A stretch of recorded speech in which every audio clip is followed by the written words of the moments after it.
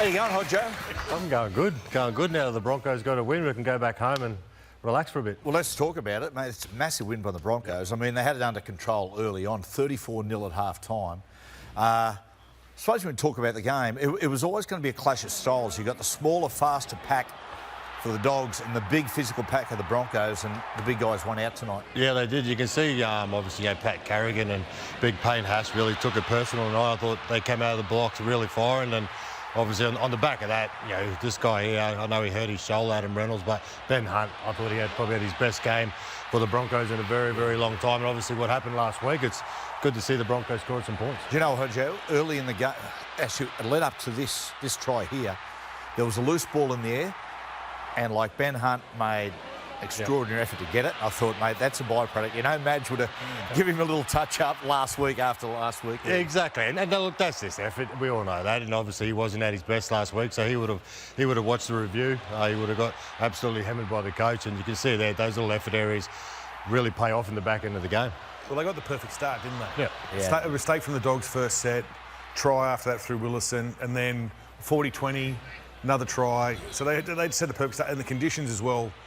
You know, Matty, you were talking about the littler side, the smaller, more mobile side of the Bulldogs. I thought it played into the hands of the Broncos big man a little bit better. And the way the Reynolds was just turning them back underneath, finding the smaller man in Barney a lot. So they did it. They had a good game plan, the Broncos. They stuck to it, and they got the job done. I think they'll be a little bit disappointed about the scoreline at the end. 34 blot at half-time. I thought they could have gone on with it a bit more, but no team really has after a big lead this year so far. And well done Billy Walters too. Said this before, mate, you know, he's had a bit to do with Billy. I mean, with the Kevy stuff and everything. 40-20. And mate, tonight he got a 40-20. He's been, the way he's played amongst everything that's been going on has been outstanding. Deserved that tonight. Adam Reynolds scored a try early, grabbed his shoulder at first. When he grabbed it, I thought, oh, could be trouble here. But he lasted 9/10 of the match, but they'll probably scan it tomorrow. They're saying it's a burner. It didn't look good when he scored the try. He sort of was carrying on a little bit, we thought. But no, but look, I thought it looked... Hang on, hey, listen, don't you two blokes change roles. No, I'm not saying, but he's come good. The burner here towards the end, I think it could be a byproduct of what happened in the first half. What a byproduct. What do you think of the Dogs now? Where do you see the Dogs now? I know it's their first loss, but it's probably the first side they've come up against with a bit more power.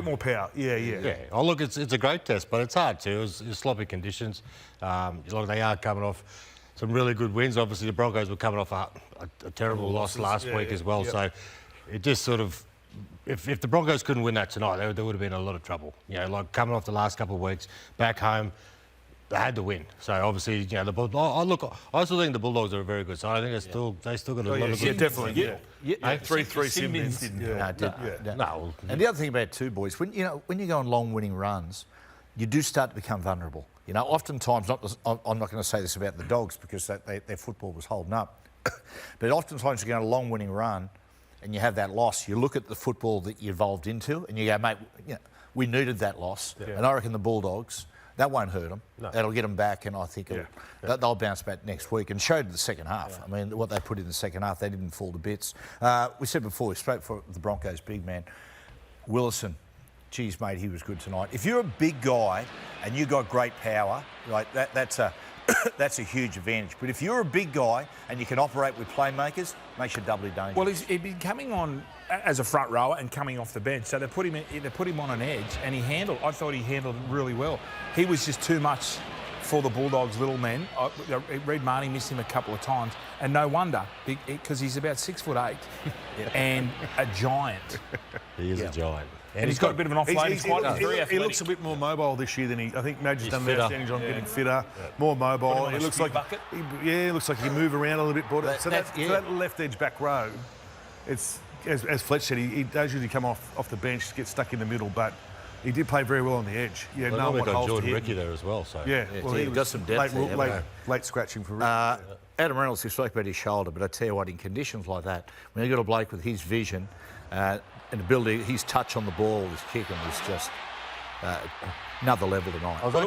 I think last week would have something to do with it because they should have won. They should have beat the Warriors last week. And I heard Madge come out after the game. He didn't blame those two, but he said the halves probably could have taken control better.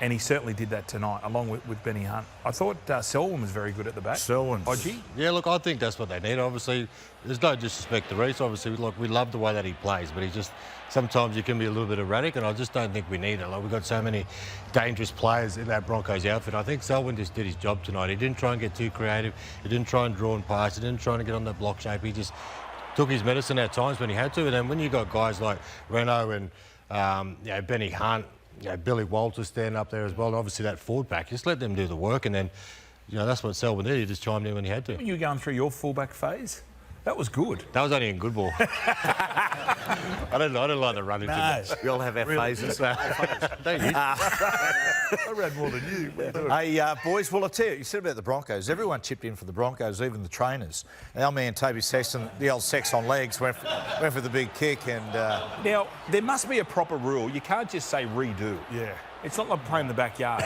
Someone explained to me, because I always thought if you hit a trainer, it was a scrum. yeah. That's a fair kick too, though. A referee was That a is a- scrum and a trainer was a... But he just went, let's just do it again. Is he making up his own rules? Well, it's like It was like that, wasn't it? it's a little bit like cricket. You put a helmet down, 5 runs. hit 5 runs. 5 runs. So what should have that been? I think it should have been just a tap try. where it hit the trainer. Oh, Yeah. should have been a try. Penalty try, Penalty probably. try, wasn't it?